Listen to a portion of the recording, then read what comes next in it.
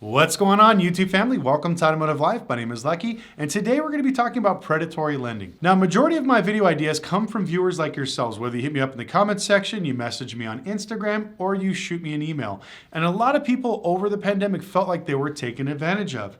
Now, I'm going to go over the differences between actual predatory lending, bad business practices, and then also some stuff that people do because they're just flat out idiots. So before I get into the video, I have to make a disclaimer. It takes two to tango. So no matter what the bank or dealership tries to make you sign with high interest or a bad deal, at the end of the day, you are responsible for reading the paperwork and signing the contract. Nobody's putting a gun to your head forcing you to buy this particular car. So you do have to take ownership for some of your mistakes. Now, I saw a lot of people do a lot of stupid stuff during the pandemic, signing contracts they should have never signed. So today in this video, we're gonna be making fun of the dealerships, the banks, and also some of the consumers. So let's go ahead and get into it. So the first one we're going to be talking about is what's called a rate hike. Now, this is why I tell everybody you need to go to a credit union to get pre-approved to see where you stand as far as dollar amount and what kind of interest rates you're going to get. Because when you go to a dealership and you look at a car and you say, this is the one I want, they're going to run your credit and shop you to multiple banks. And sometimes this is a good thing, sometimes it's a bad thing. But what's going to happen is the banks are going to come back with multiple numbers saying, hey, if you sign this customer at 6%, we'll take the deal. But also they offer what's called back-end money or rate hikes. They'll say, hey, you know what? If you sign this customer at 7.5%, we'll give you $500 extra. Or if you could sign the customer at maybe 8.5 to 9.5%, we'll give you $1,000 extra on the deal. So now it is the dealership's incentive to actually try to charge the customer more money for interest because that leaves more money for them at the end of the day. Because you have to remember that dealerships are not selling a lot of cars, and there's a thing called a front-end gross and a back-end gross. I don't want to get too convoluted, but basically when you sell a car, the sales price, that's what you make up front. But dealerships are upside down in these cars. They're lowering prices. So the only way for them to make money is to do back-end deals, which is doing rate hikes, adding aftermarket warranties or some sort of protection, anything they can do on top of selling the car to make some extra money. Are rate hikes illegal? No, they are not. This is a very common practice with whether you're buying a house, you're buying a car, pretty much anything you're financing, everybody always tries to do that. Have you ever noticed why when you go in to negotiate for a car, you go back and forth for sometimes hours trying to whittle down the dealership and save some money? Well, the reason is, and the reason why they keep going lower and lower in price is because they always give you the highest grossing deal up front. And then after you argue, you negotiate, you complain, little by little, they start knocking off maybe the sales price. They drop the price on some of the extra things they're adding, maybe the warranties. They drop the rate hike. So this is why there's so much argumentative negotiating when it comes to buying a new car. So the next one we're going to be talking about is the bait and switch when it comes to finance. Now, this is something very popular that dealers do every single day. Now, what they do is they try to get you excited about buying a new car. So let's say you go out and you say, I have $1,000 down. I can't afford anything more than $450, and that's my budget.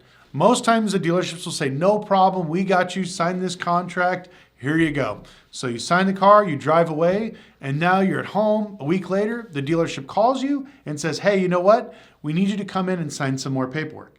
So you drive in there, and now you've noticed that all the numbers have changed. Why is that? Well, a lot of times they know that they can't get you hung at the down payment that you wanted to get, also the monthly payment. So what they do is they let you go with the car, show it all over social media, show it to all your friends and family. Hey, look, I bought a brand new car. Look at my new car. You're so excited. They know that once you're emotionally invested in that car, they can hit you up a week later and be like, hey, you know what? I'm sorry, man. Instead of $1,000 down, now we need $5,000. And instead of your payment being $400, it's actually going to be $650. And 9 times out of 10, people actually re-sign the higher contract because they don't want to look like a fool in front of their friends and family. This is something I tell people to be very careful of. Now, they're in certain states, by law, they can't do that. I don't know all the particulars, but you could definitely check with your local DMV. So if they call you back later and they say, you know what, this doesn't work, you have to sign this, your rate went up, we couldn't do this, because part of doing financing is banks back out of deals all the time. I could get you approved at 6%, I could send in all the paperwork. During their discovery, they'll look and say, you know what, we don't like this person because they said they had 6 months on the job, but they really only have 5 months on the job, and so it doesn't fit our program. So now they kick out the deal. So there are some things that happen when it comes to re-signing the contracts, but a lot of times it's just to get people hung on a higher payment. So if this happens to you, don't freak out. 9 times out of 10, just say, you know what? I'm not interested here. Take back the car. I'm going to go somewhere else. More than likely, they're going to offer you a second or third deal at a much better rate. Now, if it's legitimate, like they couldn't get you approved, which it does happen, they have to give you your deposit back or your down payment in full. They can't keep it for rental if you've had it for a week or 2 weeks or 3 weeks. It's very important you know that. Now, if they do that, if they sell you the car, they tell you they can't get it approved, and they're charging you $1,000 for whatever rental fee or some sort of reconditioning fee, 100% that is actual predatory lending, or that is fraud. You can file a complaint with the DMV. You can basically threaten the dealership with saying, hey, look, if you don't give me back my money, I'm going to go file a complaint with the DMV. And they always laugh and say, don't go for it, do it. Go ahead and do it, and then I guarantee you within a week later, they're going to call you with a check, because most dealerships will make all this extra money because they're hoping that you won't go in and actually file a complaint. Which brings us to our next, which is something that's really bad with buy here, pay here dealers and some of the larger independent dealers. Now, if you're going to be buying from a buy here, pay here dealership or an independent and you're doing some sort of subprime financing, definitely listen to this because this is very important. Now, when you go down there, they're going to approve you for a car, and what they're going to do is say, hey, you know what? I know you only have $1,500 down. We need $2,000 or $2,500 to get you done on the deal. So what we're going to do is we're going to let you take the car, but we need a PIK payment for $500 or $1,000. Now, and all in all, this seems like the dealership is working with you. And there are a lot of dealers that do this, even myself. I want to help people get in the car. Sometimes they need maybe a week or two to actually get the down payments. But you need to be very, very careful, because what they do is this is a way they can basically legally steal your money. So they'll sign you up with some crazy contract for a PIK payment. You promise to pay $1,000 by next week, and sometimes they'll try to do it right before your payday. The reason is because once you leave with the car and you have it, and they have the contract with the PIK payment, and you don't actually pay it that week, you're like, hey, look, I only got $700. I don't have the $1,000. I'll come back next week and pick up the car. A lot of times what they're going to do is they'll take your $700, and then 2 days later, they're going to repo the car. And you're going to be asking, well, why? I just made an agreement to pay the balance or the difference. Why would they repo my car? Or since you defaulted on that PIK payment, they have the legal right to pick up your car and keep your down payment. Because now it's no longer an unwinding deal. This is an actual repo. So when you put a deposit down on a car and the deal doesn't work out, they have to give you your money back by law. But if you make a contract and this is one of your partial payments or a first payment, they can actually take the car back, repo it, and keep all of your money. Now, there are tons of buy here, pay here dealerships and a lot of shady dealerships that do this type of predatory lending. This is one I tell a lot of people it's very common, and you're going to see it a lot during tax season. I've seen people put $10,000 down on an $11,000 car and get it repoed 2 weeks later. Now, the cool thing is, by law, if that customer comes in with $1,000 and pays it off with the repo fee, they have to give the customer back the car. But if there's like a larger balance, or you were going to send it off to financing, then pretty much you have to walk away from your down payment. Now, I know this sucks. This is something that's very common in the buy here, pay here industry. Now, something else you guys need to be aware of is a lot of used car dealerships now are starting to do leases. Now, leases are a great way to get into a car at a much more affordable payment. Plus, after 2 years, you could walk away from the car, give it back to the dealership, or you have what's called a balloon payment. And this is what we're seeing a lot of people fall into today. So during the pandemic, a lot of dealers were getting crafty because they knew there's a bunch of people with money but didn't have money long term. So they would take your big down payment because you used all your stimulus money to buy a car, and they set you up on a 1 to 2 year lease. Now, at the end of this lease, some of these leases can read two different things. You either have to give them the car back in full and you walk away, which some people did and they were upset because they couldn't refinance it. Or the other one is you have to make a massive balloon payment. So a lot of people don't realize this. They think it's just a regular loan. So they're paying whatever, let's say $400 a month every month. But once you hit the 2 year marker, all of a sudden, let's say the balance of your loan is $20,000. That very next month, you have to pay $20,000. And if you don't, by law, they can go and pick up the car.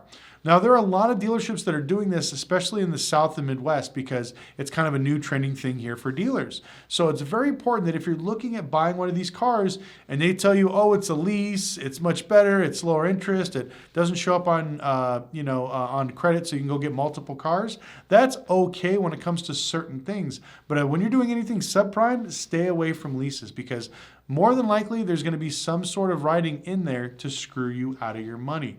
Now, I've seen a lot of people complain. I've seen people file lawsuits saying it's not right. I had a 1-year lease. I've never heard of a 1-year lease. I've seen people with 6-month leases where they'll go out and get these Lamborghinis and Ferraris. The guys will take their $100,000 and they'll say, oh yeah, well you got a year or 6 months to refinance it. And they don't call them. They don't remind them. And literally the month it happens, hey, do you got that $100,000 for that Lamborghini left to pay me off? Nope, I don't. Give me like a month to refinance it. I'll try to look around. And they pop the car. So half of it is shady. The other half is ignorance by the customer for not reading their contracts. Because like I said, we have to be real. Nobody's forcing you to sign the contracts. Please don't do any stupid things like that. Another funny one that I've seen pop out is step payments. Now this one is absolutely hilarious. Now there are different payment methods. They either do leasing, they break it down to a fixed monthly payment, but I've seen step financing payments, which is basically your payment doubling almost every single month. It sounds crazy. People don't understand how it works, but make a long story short, they do this because they want people to default on their cars. So if they come out to you and they say, hey, look, you know what? We have a snowball payment or we have a step payment, something like that, where they'll give you a payment of like $25 a week, which doesn't seem like a lot.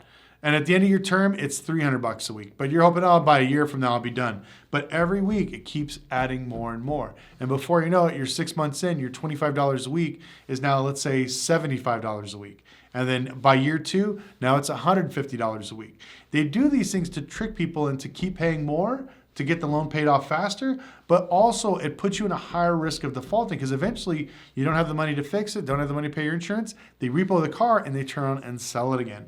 Now, is this predatory lending? I believe so, but at the end of the day, there's some states that have different types of lending laws. So as a dealer, I could finance cars at whatever interest rate I want, whatever payment scheme I want, it's up to me. Some states have interest cap, like here in Vegas, I think it's like 31%, but I've seen some states all the way up to 60%. So there are some dealerships that are doing buy here, pay here, or these crazy payments with 60% interest. Now this one is kind of convoluted. It's called rent to own programs. Just like when you see these furniture stores, you rent the furniture and every week you make a payment and eventually it'll be yours. This is almost like leasing, but a little bit different. So there are some companies out there that will literally add you onto a car, but the car stays registered to them as the legal lien holder. Now, the reason why this is so different is because different states have different laws where at any time they feel like you're driving crazy, you're putting too many miles on it, you don't have the adequate insurance, or you're not doing the maintenance, for any particular reason, they have the right to take the car back. And so that's why this one is really predatory lending, but it's not considered lending because it's rent to own. Because a lot of people are like, oh, I'm just renting the car for a month or two. It's no big deal. There's traveling nurses. I did it at my dealership, but I never did it for long term. Usually if people were staying in there for a month or two, I'd always tell them, hey, you want to do like a buy here, pay here thing where you'll save some money instead of just renting the car out, but now you're in charge of the maintenance. And most times we'd roll people or long-term renters into these programs. But there are a lot of people, once again, in the Midwest and the South that are doing this to people because they don't know any better. All they hear is, oh, we take care of the maintenance, we take care of this, we do everything. It's rent to own, it's very easy. Just give me $500 and it's, whatever, $300 to $500 every single week. And people fall into this trap because they don't want to get rid of their cars, they already feel like it's theirs, and they're just paying out of the nose for it. Now, this brings us to our last one, and this is one where I'm going to make fun of the customers and consumers. This is very, very important. I don't care what you've heard, what attorney told you what. Don't ever buy a car from a regular person on payments. I know this sounds funny. There's probably some people watching. Oh, my uncle sold me a car. My buddy sold me a car. I just took over the payments.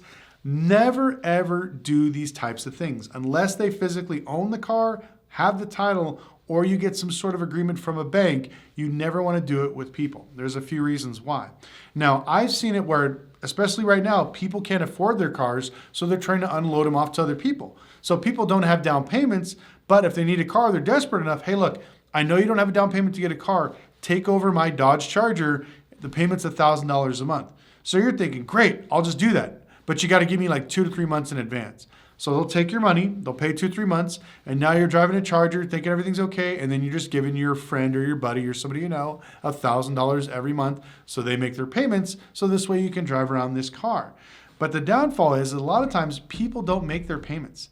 They're taking that money and putting it in their pocket. I've seen thousands of people, not hundreds, thousands. There's lots of groups on here that are buying cars with no titles or doing what's called straw purchases, where they're actually buying through a third party and financing it through them. People will spend thousands of dollars and then never get their cars paid. And then at the end of the day, some people even pay these cars off and they'll never get the titles. They basically paid this guy's car. The guy lived off the money, but he still owes money to the bank for the car that you're driving. So that's why I tell people, please, please never do this. Another big thing are people selling cars without titles. I just did a video about this the other day. Don't ever buy one of these cars with no plates, no titles. You know, it's something cheap. I'll hook you up. You can finance it. I'll just pay you a little as I go. Don't ever do those things. Buy from a traditional dealership. Buy financing from a traditional bank. The reason is because at the end of the day, you can go back to either of these two entities, file a complaint, go after their insurance, go after their bond. There's some sort of recourse that you have. But when you're dealing with these knuckleheads on like Instagram, Facebook, or Craigslist, you have no recourse. You are screwed. At the end of the day, the first legal owner, which is the bank, and then it's the registered owner, and then it's you. So if the bank finds out that it's a straw purchase, some states, they have the legal right to take your car even though you made all the payments. These are some of the problems that they're having. And you're wondering, well, how can they do that? That's not legal. That's not right. It's true. A lot of banks find out because your insurance is in your name, but not in the person's registered name. So like, well, who's Mr. John Smith? We sold this car to Mr. Jose Garcia. Oh, well, Mr. Smith's my buddy. He's taking over the payments. As soon as the banks hear that stuff or they see that the numbers and addresses don't match up, they will pop the car. So it's very important that you don't get yourself into these crazy things. Now, I'm going to end this video with something very important. At the end of the day, you are responsible for reading and signing this contract. Don't play the victim card. I was taken advantage of. Oh, woe is me. That shit doesn't work. At the end of the day, you are responsible for whatever you sign. So please, before you buy a car, before you go out and financing, go to your local bank, get pre-approved, and even with your banks, read the contract, go through it, see if there's any crazy stipulations. It's very easy to read. You don't have to go deep into the weeds, but just see like, okay, after 62 months, here's what I'm going to pay. Here's the interest I'm going to owe. No balloon payments. Nope. Okay, fantastic. Sign it. Don't get in the habit of just jumping in there and buying this stuff because at the end of the day, you're responsible for what you sign. But I want to thank you guys so much for watching. If you have any questions or comments, please leave them in the comment section below. Also, if you have any video ideas, leave them down in the comments. Follow me on Instagram at Lucky Lopez. If you've learned anything, please like and subscribe, and we'll see you next video.